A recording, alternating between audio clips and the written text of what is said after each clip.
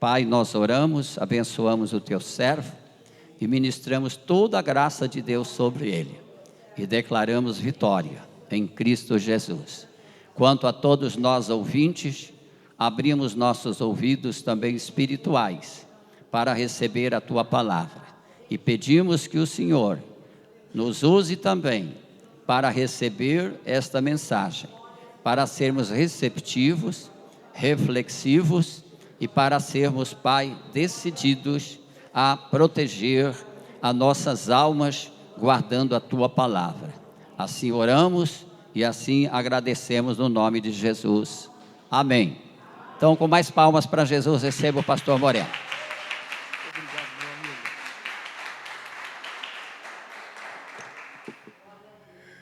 Povo mais abençoado da face da terra, boa noite. Paz seja com todos. Por gentileza, podem se assentar, que eu quero antes dizer da minha alegria de retornar a esta casa de Deus e rever tanta gente querida que eu já conheço há algumas décadas aqui.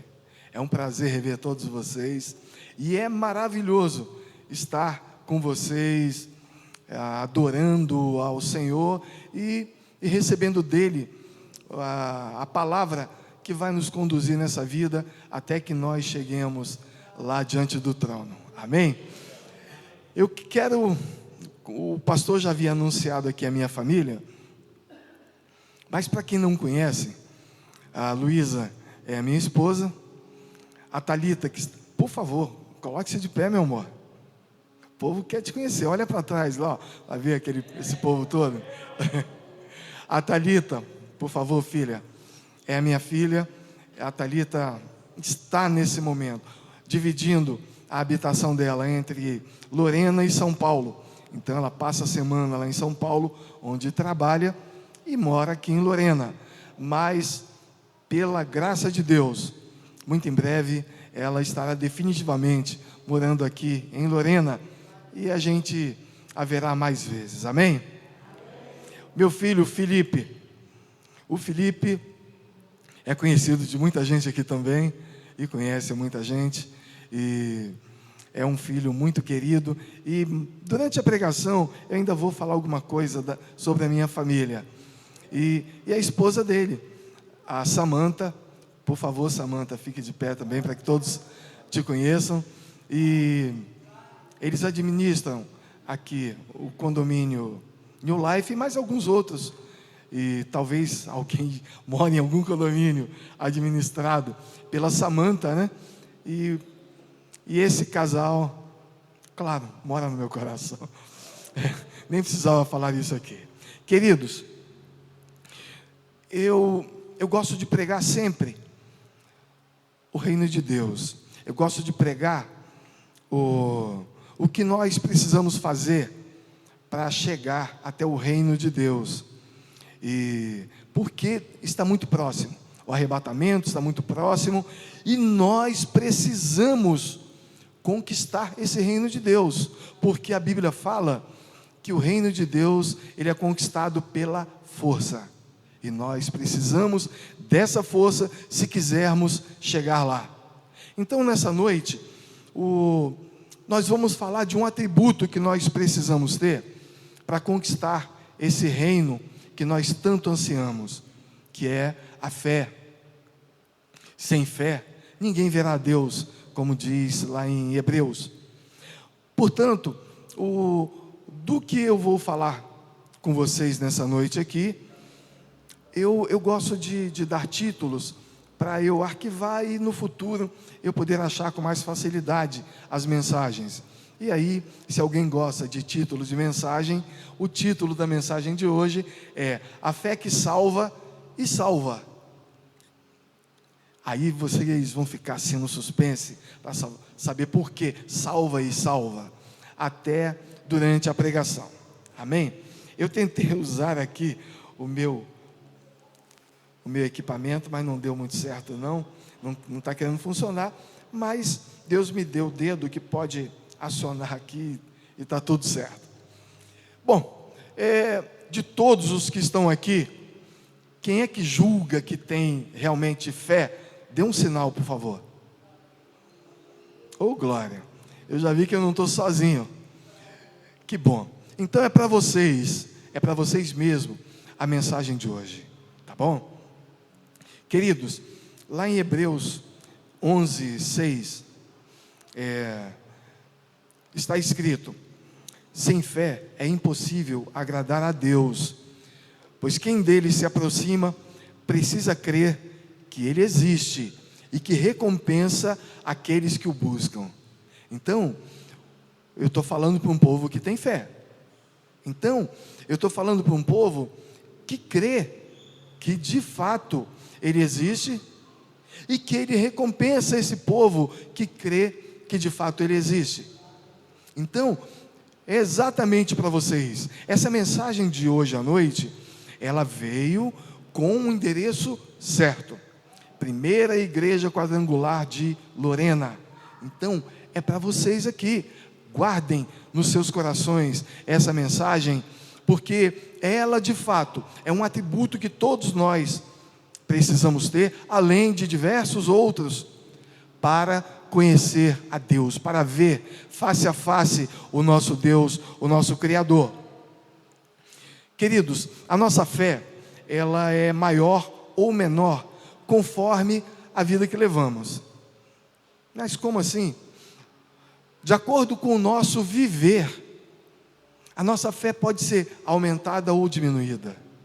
Se nós vivemos uma vida de retidão, se nós vivemos uma vida que está de acordo com a palavra que o nosso Criador deixou, se nós vivemos uma vida em que buscamos fugir do pecado, nossa fé, ela é aumentada. E aí, a questão que se levanta é: nós fazemos isso porque temos fé, ou temos fé porque vivemos desse jeito? Olha, você pode acreditar nas duas versões, contudo, que você tenha, de fato, esse estilo de vida de se desviar do mal, com toda certeza a sua fé será grande, e ela vai te ajudar a estar diante do trono de Deus um dia. Então lá em Tiago, capítulo 2, versículo 18, ele diz assim: mas dirá alguém, tu tens a fé e eu tenho as obras. Mostra-me a tua fé sem as tuas obras, e eu te mostrarei a minha fé pelas minhas obras. Logo, há pessoas que julgam que Tiago, ele está contradizendo Paulo, quando Paulo fala que todos são salvos, não pelas obras, mas pela fé. Mas Tiago não está contraditando Paulo aqui. Tiago está exatamente reafirmando. Por quê? Porque Tiago, ele falou: olha, a fé sem obras é morta.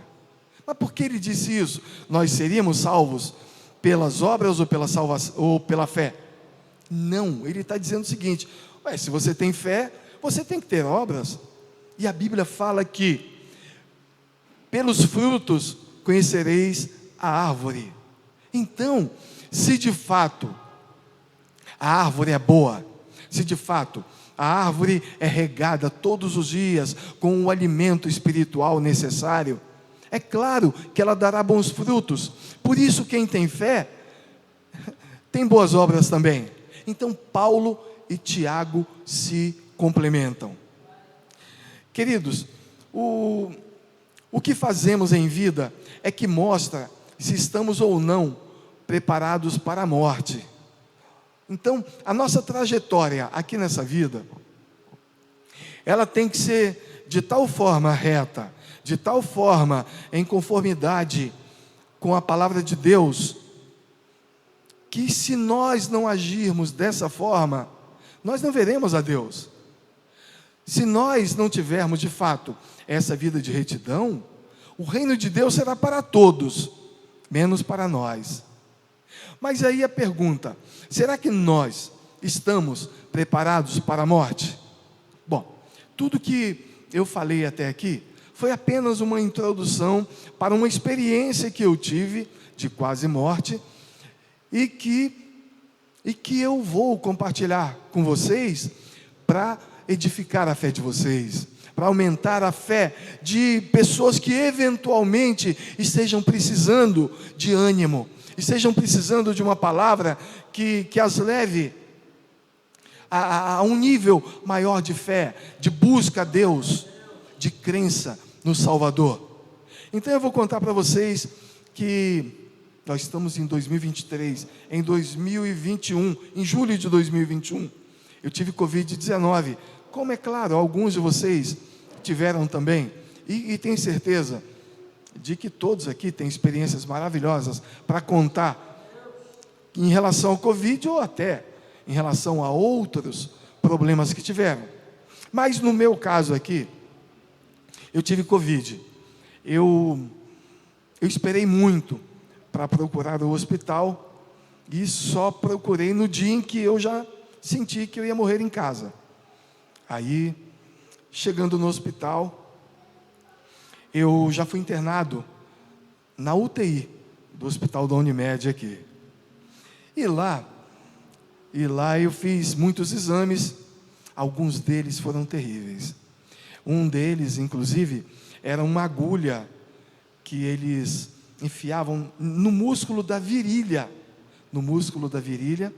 e eles ficavam palpando, tentando achar um ponto específico ali, e esse ponto era muito difícil de ser encontrado, e enfiavam a agulha e não era ali, e enfiavam a agulha no nervo mesmo, da virilha, e era muito dolorido, e eu sempre busquei na minha vida ter o controle sobre a dor, e eu permaneci ali, quieto, relaxado, mas com uma dor intensa, que chegava a lacrimejar.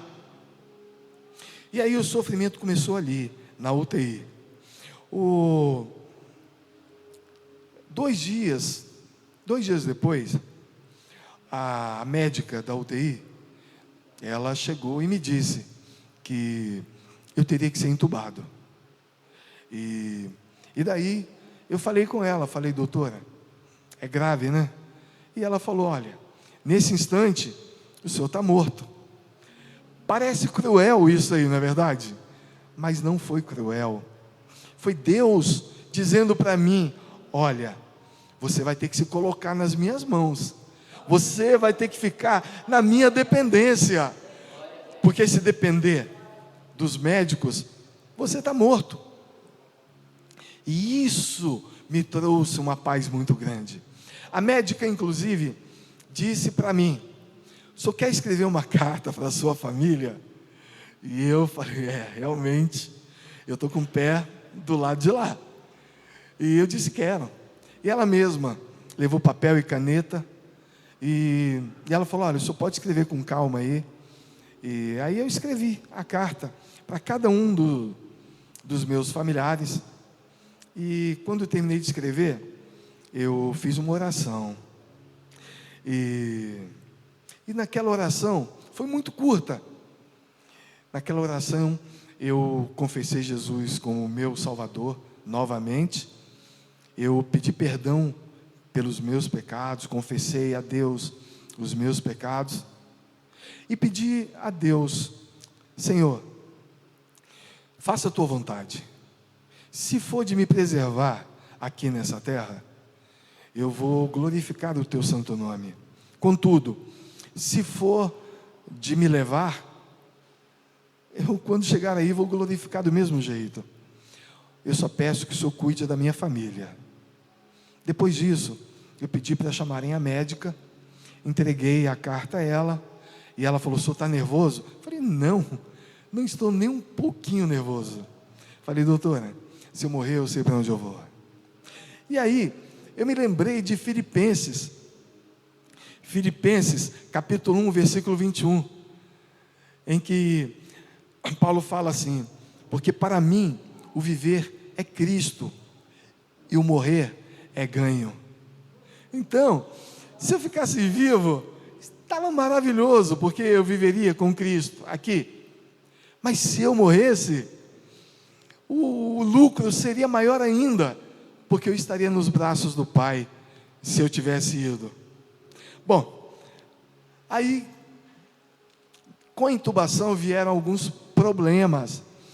O primeiro, a medicação da intubação, ela é alucinógena, e é muito forte, bom, eu perdi mesmo o juízo completamente, e eu comecei a ter fortes alucinações, coisas assim muito loucas mesmo. Começando assim, eu estava com uma máscara de oxigênio, mas na minha cabeça de alucinado, aquilo era o tênis de uma enfermeira que haviam colocado no meu rosto e tinha amarrado, mas eu não podia tirar, porque eu estava amarrado na cama. Depois, eu também imaginei que uma das enfermeiras tinha preparado um sanduíche de carne de cobra venenosa para me dar. Então, eu dizia, e eu falava para eles, falava, vocês estão cometendo um crime aqui, vocês estão cometendo, vocês sabem disso.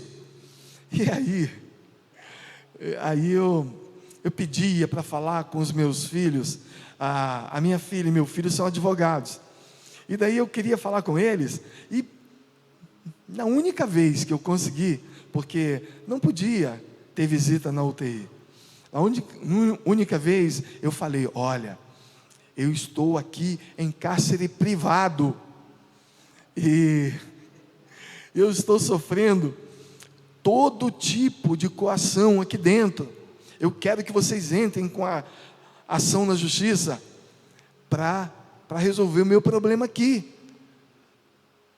Então, na minha cabeça, aquilo ali era uma tortura, eu estava sendo torturado todos os dias. Bom, eu tive uma outra alucinação, olhem que coisa maluca mesmo. Houve um dia que eu viajei por 4 países diferentes, e num deles, que era a República Dominicana, eu me vi dentro de uma sala, sem móveis, toda espelhada, e aí abriu-se uma porta na parede, e entraram 2 criancinhas de 4 ou 5 anos, e aí apareceu uma banqueta, também espelhada. As crianças passaram por mim, chegaram até a banqueta, olharam, ficaram um instante olhando, depois retornaram e saíram pela mesma porta. Eu fiquei olhando assim e pensei, estão armando alguma cilada para mim, isso é para me incriminar de alguma forma. Logo depois, eu apareci às 7 da manhã, no banco da frente do meu carro, e do meu lado estava a Luísa, minha esposa. E aí, na frente de uma C&A em São Paulo. E aí, tudo deserto, menos por um homem que estava na calçada, olhando para dentro do meu carro. Aí eu abaixei o vidro e perguntei para ele, que horas que a C&A abria. E ele falou, acabou de abrir. Imediatamente, eu e a minha esposa estávamos dentro da loja, e as coisas flutuavam, era tudo colorido e brilhante, e as coisas flutuando, assim no céu. Foi a C&A mais bonita que eu já vi na minha vida, mas não era real. Bom, todos os dias, ia um pessoal do quartel, os médicos e enfermeiros, iam lá para saber do meu estado, para atualizar o comandante do batalhão. E aí, as informações que davam sempre eram, olha, ele não vai sair dessa, ele vai morrer. E preparavam a minha família, todos os dias também, olha, vocês fiquem preparados para o pior e tudo mais. Então, para a família era um sofrimento, mas eles não queriam mentir para a família, e eu acho que eles agiram corretamente. E aí, houve um dia em que eu despertei, só que eu comecei a sentir uma fraqueza que eu nunca tinha sentido, e eu percebi que a minha respiração estava sumindo, e eu já não sentia mais batimentos cardíacos. Nesse momento, eu pensei, chegou a minha hora,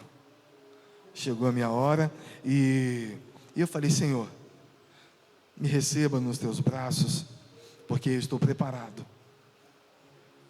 E eu desmaiei, e é claro, não tinha chegado, pelo menos para Deus, não. Para os médicos, sim. Para os médicos, qualquer piora no meu quadro, era de fato o momento. Houve um dia que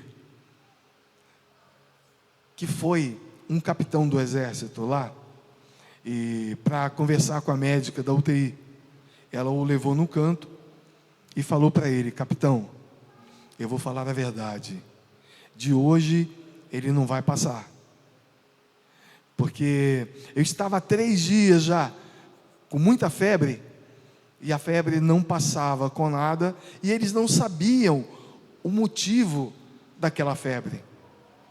E aí, no quartel onde eu trabalho aqui no Quinto Bio, todos ficaram aguardando a notícia para fazer a minha homenagem, última homenagem, que é no exército, é a guarda fúnebre.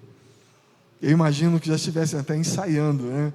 Mas a palavra de Deus fala, lá em 1 Samuel 2:6, o Senhor é o que tira a vida e a dá.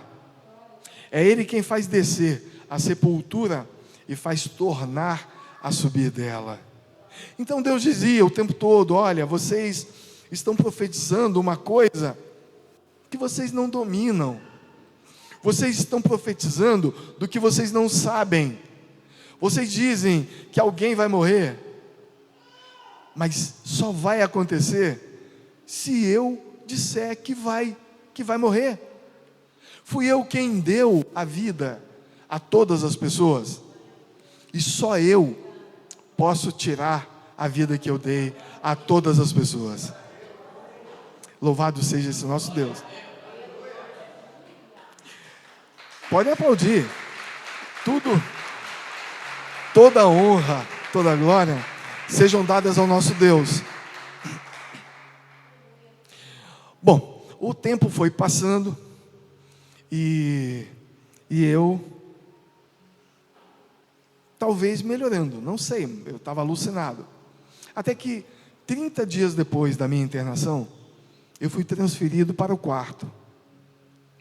E aí, lá no quarto, eu tive uma grande surpresa, grande e maravilhosa surpresa.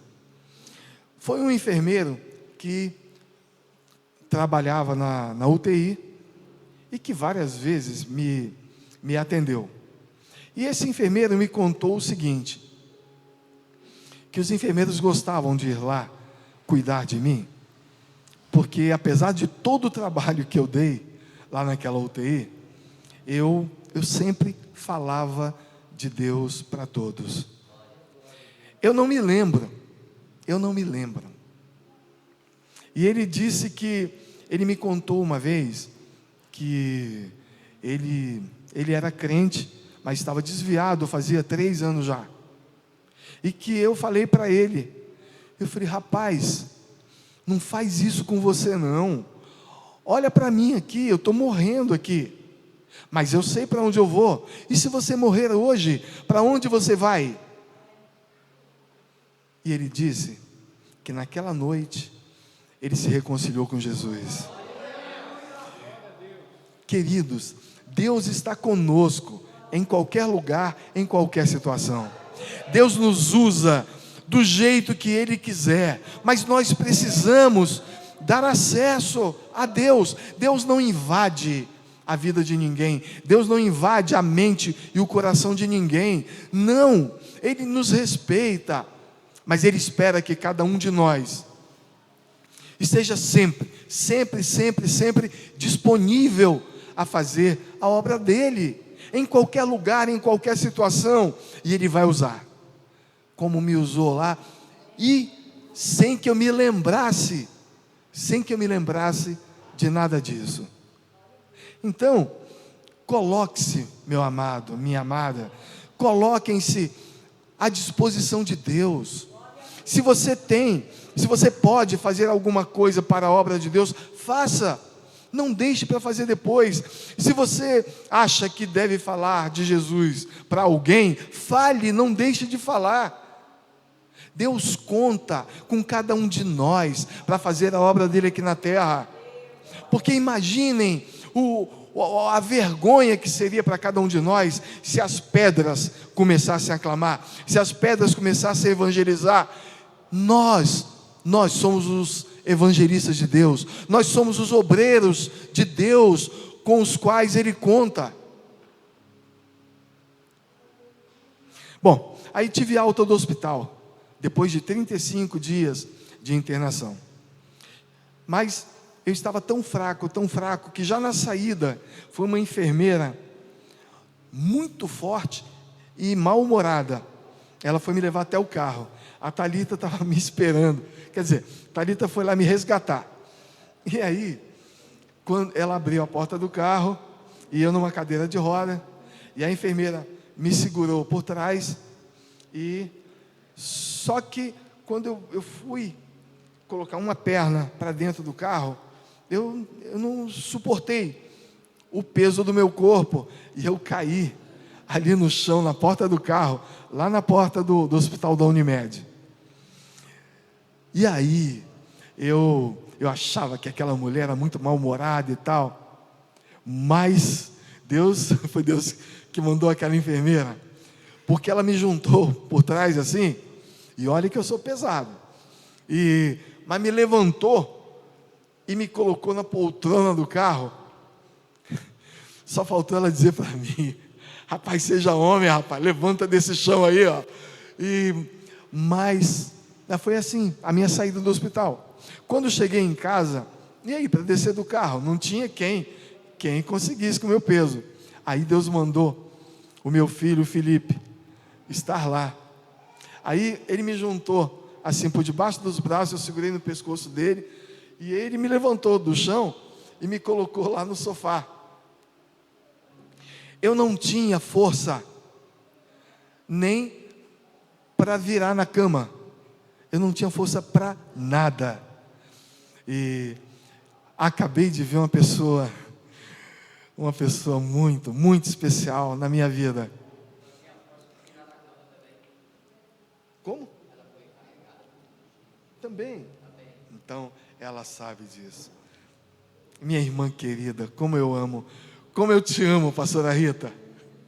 A senhora é muito especial.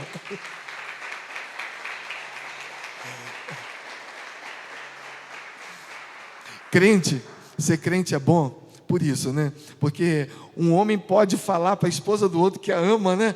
E olha, todo mundo aplaude, olha que maravilha. Diferente aí do mundo, né? Os homens se falam: ai, Henrique aqui, olha, Henrique, eu te amo também. Pronto, e ninguém fica falando: oh, abre o olho com esse aí, ó. O reino de Deus é assim, né? Graças a Deus. Bom, os cuidados, aí vieram os cuidados da minha família. Bom, eu virei uma criança totalmente dependente da minha família. A minha esposa, ela me dava banho, ela me limpava, ela me levava na privada, ela cuidava de mim como criança, levava comida para mim na cama. Eu acordava a noite toda para urinar, e ela acordava a noite toda. E mais, eu dormia com um aparelho ligado e colocando o ar no meu nariz, e ela acordava a noite toda para ver se o aparelho não tinha saído do meu nariz. A minha filha Thalita, ela é casada com um fisioterapeuta, o melhor de Lorena, viu, gente? E se tiver algum fisioterapeuta aqui, você também é o melhor, os dois estão empatados, tá bom? E aí, ele ensinava para ela os exercícios, e ela chegava todos os dias do trabalho e ia lá fazer sessões de fisioterapia. E ela é malvada, viu? Eu sofria com ela, porque ela pegava firme, e eu tinha mesmo que fazer os exercícios, e às vezes eu não estava aguentando. E ela falava: pai, deixa de ser covarde, vamos lá, vai lá, pai. Mas meu filho, Felipe, quando eu precisava de coisas, resolver coisas, era ele quem tomava frente de tudo, de tudo. Eu tenho um filho que ele é plantador de café, lá no interior do Espírito Santo. Ele largou a plantação dele e veio para cá. E aqui ele não pôde me ver, porque ninguém podia me ver na UTI. Ele veio por vir, só para fazer bem a ele mesmo, ao coração dele, porque ele não conseguia ficar lá sem estar perto de mim. Ele queria que pelo menos eu soubesse que ele veio. Então, que família que eu tenho? Que família que cada um de vocês tem?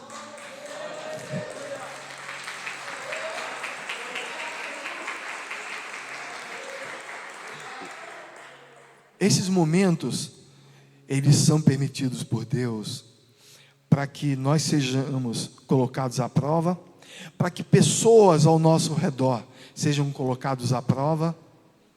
E a minha família foi aprovada. Glória a Deus.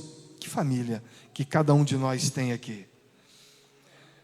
Meu genro, ele providenciou aparelhos para que eu fizesse fisioterapia em casa. Ele ensinava os exercícios, e como ele não podia durante o dia estar em casa, ele ensinava para minha filha, que agora, além da faculdade de Direito, vai fazer faculdade de fisioterapia também, para que ela... Eu fui cobaia, né, filha? Mas pelo menos despertou, tá bom. E para que ela aplicasse em mim o tratamento. Mas, queridos, os médicos e enfermeiros, a gente se esquece de uma categoria que é muito criticada. E eu, quando saí de lá, eu passei a ver o pessoal da área de saúde de uma outra forma. E aí eu passei a respeitá-los muito e muito mais. É um pessoal muito usado por Deus para abençoar as nossas vidas quando nós estamos doentes e em situações complicadas. Por fim, esse testemunho que eu dei aqui para vocês, na verdade, é para mostrar, primeiro, que a soberania de Deus é ela quem prevalece sobre tudo que acontece no mundo. Quando as coisas acontecem, ou aconteceram porque Deus quis, ou aconteceram porque Deus permitiu. E no meu caso, eu posso dizer para vocês, depois de ter aceitado a Jesus, foi a experiência mais positiva que eu tive na minha vida. Valeu a pena todo o sofrimento. E aí eu trouxe para vocês, para se confirmar o que diz Romanos, capítulo 10, versículo 17. De sorte que a fé é pelo ouvir, e o ouvir pela palavra de Deus. Então, queridos, para que a fé de vocês seja edificada, eu quero dizer o seguinte: olha, quando tudo parecer perdido, para Deus não existe perda. Quando tudo parecer que não tem solução, Deus tem a solução. Então você precisa acreditar, você precisa ter fé. Deus existe e Ele vai honrar a sua fé. Para finalizar, lá em Romanos, capítulo 8, versos 38 e 39, a palavra de Deus nos fala: pois estou convencido de que nem morte, nem vida, nem anjos, nem demônios, nem o presente, nem o futuro, nem quaisquer poderes, nem altura, nem profundidade, nem qualquer outra coisa na criação será capaz de nos separar do amor de Deus, que está em Cristo Jesus, o nosso Senhor. Louvado seja esse Deus maravilhoso. Queridos,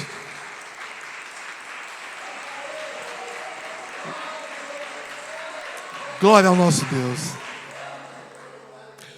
Olha, muito obrigado por vocês me honrarem aqui, me permitindo estar aqui com vocês, compartilhando essa experiência maravilhosa que eu tive.